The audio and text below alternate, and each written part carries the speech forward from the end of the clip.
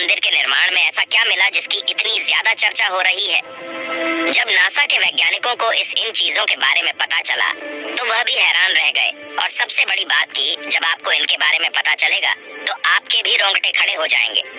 एक बात और की, इस वीडियो को देखने के बाद आप भी अपने आप पर हिंदू और सनातनी होने पर बहुत ज्यादा गर्व करोगे।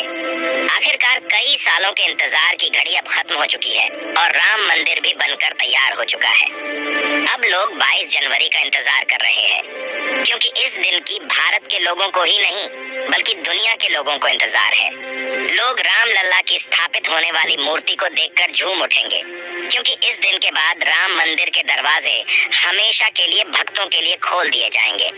इस मूर्ति को बनवाने के लिए देश के 3 सबसे बड़े मूर्तिकारों को बुलवाया गया है, और जो भी भक्त इस ऐतिहासिक पल को अपनी आंखों से निहारेगा वह जीवन मरण के बंधन से मुक्त हो जाएगा। क्योंकि यह तो आपको पता ही होगा कि 22 जनवरी 2024 को राम मंदिर में रामलाल की मूर्ति की प्राण प्रतिष्ठा होगी। लेकिन यह मंदिर तो बनकर भले ही तैयार क्यों ना हो गया हो, लेकिन इसके निर्माण के समय कई ऐसे चमत्कार हुए हैं, उसे देखकर मंदिर के पड़ती समेत कई लोग दंग रह गए हैं। यहाँ तक इन चीजों को देखकर नासा के वैज्ञानिकों ने तो अपना सर ही पकड़ लिया है, और तो और वह एक ऐसी गहरी सोच में पड़ गए हैं कि मानो उन्होंने कोई भयानक चीज देख ली हो।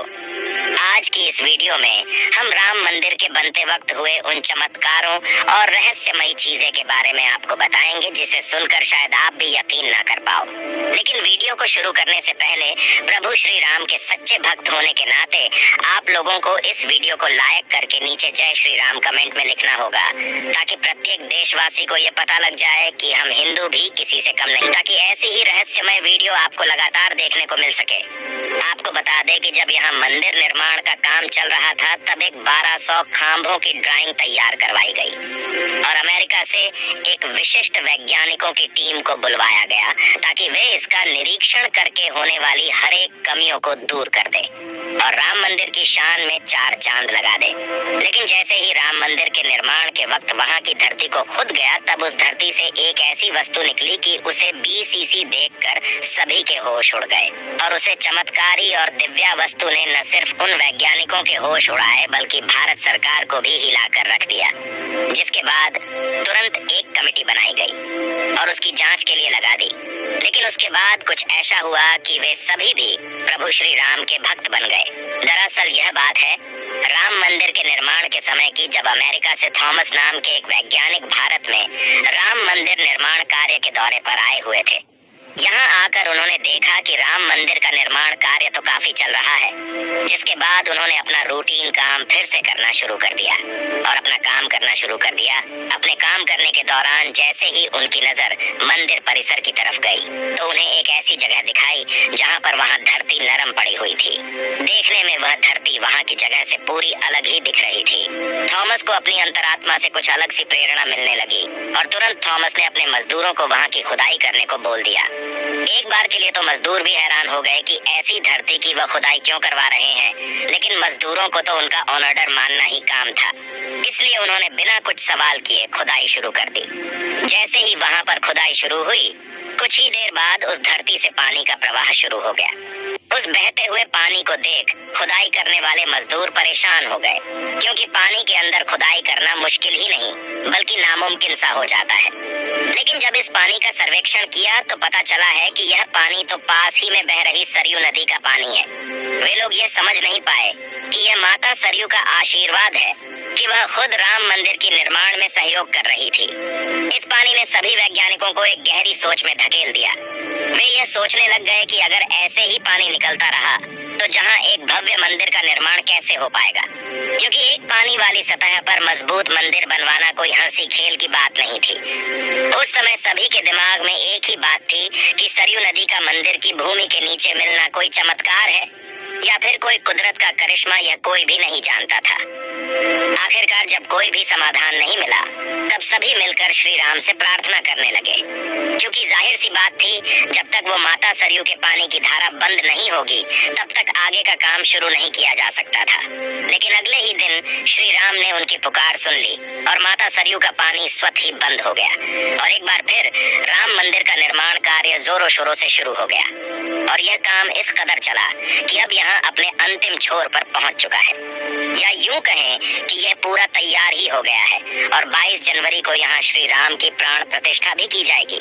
यह मंदिर इतना भाव बना है कि इस देखने के लिए भारत सरकार ने यहाँ पर एक अंतर्राष्ट्रीय हवाई अड्डा भी बनवाया है, ताकि देश और दुनिया के लोग सीधे ही यहाँ पर आ सके और इसे देख सकें। यह मंदिर तो आप कभी भी देख सकते हैं, लेकिन अब सवाल यह है कि जब पुराने समय में यहाँ पर राम मंदिर था, वह कैसा दिखता था, जिसे तोड़कर बाबर ने बाबरी मस्जिद बनाई थी। उसे राम मंदिर का निर्माण आखिर किसने किया था?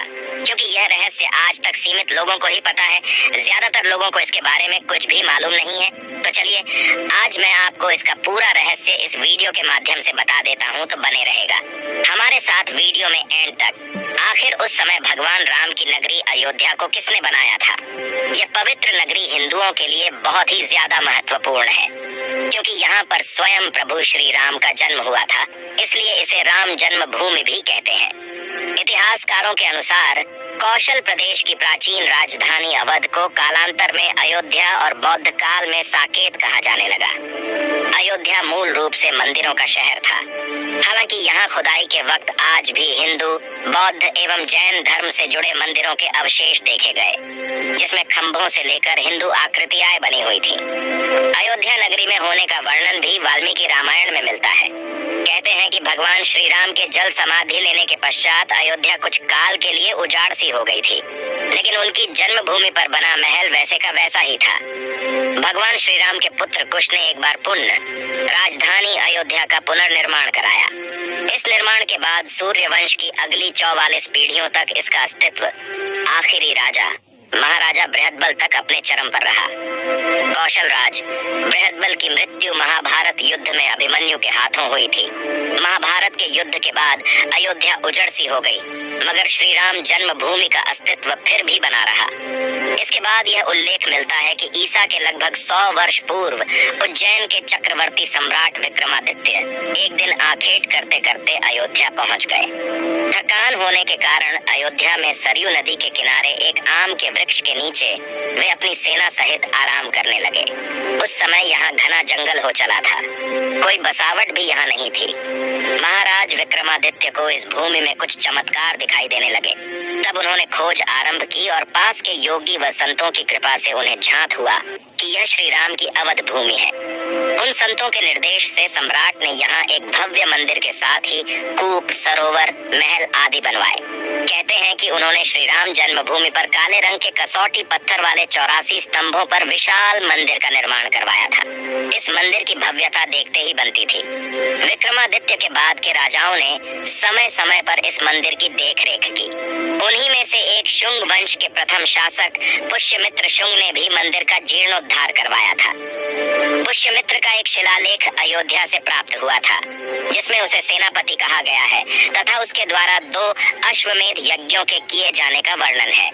अनेक अभिलेखों से झांत होता है कि गुप्त वंशीय चंद्रगुप्त द्वितीय के समय और तत्पश्चात काफी समय तक अयोध्या गुप्त साम्राज्य की राजधानी थी। गुप्तकालीन महाकवि कालिदास ने अयोध्या का रघुवंश में कई बार उल्लेख किया है। इतिहासकारों के अनुसार 600 ईसा पूर्व अयोध्या में एक महत्वपूर्ण व्यापार केंद्र था। इस स्थान को अंतर्राष्ट्रीय पहचान 5वीं शताब्दी में ईसा पूर्व के दौरान तब मिली जबकि यह एक प्रमुख बौद्ध केंद्र के रूप में विकसित हुआ। तब इसका नाम साकेत था। कहते हैं कि चीनी भिक्षु फाहियान ने यहाँ देखा कि कई बौद्ध मठों का रिकॉर्ड रखा गया है। यहाँ पर 7वीं शताब्दी में चीनी यात्री हेनत्सांग आया था। उसके अनुसार यहाँ 20 बौद्ध मंदिर थे तथा 3000 भिक्षु रहते थे और यहाँ हिंदुओं का एक प्रमुख और भव्य मंदिर भी था, जहाँ रोज हजारों की संख्या में लोग दर्शन करने आते थे। इसके बाद ईसा की 11वीं शताब्दी में कन्नौज नरेश जयचंद आया तो उसने मंदिर पर सम्राट विक्रमादित्य के प्रशस्ति शिलालेख को उखाड़कर अपना नाम लिखवा दिया। पानीपत के युद्ध के बाद जयचंद का भी अंत हो गया। इसके बाद भारतवर्ष पर आक्रांताओं का आक्रमण और बढ़ गया। आक्रमणकारियों ने काशी, मथुरा के साथ ही अयोध्या में भी लूटपाट की और पुजारियों की हत्या कर मूर्तियां तोड़ने का क्रम जारी रखा। लेकिन 14वीं सदी तक वे अयोध्या में राम मंदिर को तोड़ने में सफल नहीं हो पाए। विभिन्न आक्रमणों के बाद भी सभी झंझावातों को झेलते हुए श्री राम की जन्मभूमि पर बना भव्य मंदिर 14वीं शताब्दी तक बचा रहा। कहते हैं कि सिकंदर लोदी के शासनकाल के दौरान यहाँ मंदिर मौजूद था। 14वीं शताब्दी में हिंदुस्तान पर मुगलों का अधिकार हो गया और उसके बाद ही राम जन्मभूमि एवं अयोध्या को नष्ट करने के लिए कई अभियान चलाए गए। अंततः 1527 से 28 में इस भव्य मंदिर को तोड़ दिया गया और उसकी जगह बाबरी ढांचा खड़ा किया गया। कहते हैं कि मुगल साम्राज्य के संस्थापक बाबर के एक सेनापति ने बिहार अभियान के समय अयोध्या में श्री राम के जन्म स्थान पर स्थित प्राचीन और भव्य मंदिर को तोड़कर एक मस्जिद बनवाई थी, जो 1992 तक विद्यमान रही। बाबरनामा के अनुसार 1528 में अयोध्या पडीरी ढाव के दौरान बाबर ने मस्जिद निर्माण का आदेश दिया था। अयोध्या में बनाई गई मस्जिद में खुदे 2 संदेशों से इसका संकेत भी मिलता है। इसमें एक खास तौर से उल्लेखनीय है। इसका सार है, जन्नत तक जिसके न्याय के चर्चे हैं, ऐसे महान शासक बाबर के आदेश पर दयालु मीर बकी ने फरिश्तों की इस जगह को मुकम्मल रूप दिया। हालांकि यह भी कहा जाता है कि अकबर और जहांगीर के शासनकाल में हिंदुओं को यह भूमि एक चबूतरे के रूप से सौंप दी गई थी, लेकिन क्रूर शासक औरंगजेब ने अपने पूर्वज बाबर के सपने को पूरा करते हुए यहाँ भव्य मस्जिद का निर्माण कर उसका नाम बाबरी मस्जिद रख दिया था। लेकिन अंत में बाबरी मस्जिद का भी विध्वंस कर दिया गया और इस जमीन पर कई वर्षों तक कैसे चलता रहा और अंत में यह जमीन हिंदुओं को सौंप दी गई, जिस पर आज श्री रामलाल का भव्य मंदिर बनकर तैयार हो चुका है और 22 जनवरी को यहाँ पर प्राण प्रतिष्ठा भी कर दी जाएगी, जिसकी तैयारी अब वैसे अगर आप में से कोई अयोध्या निवासी है तो हमें अयोध्या के बारे में कमेंट में जरूर बताना और ऐसी ही जानकारी को जानने के लिए चैनल को सब्सक्राइब करना मत भूलिएगा। धन्यवाद।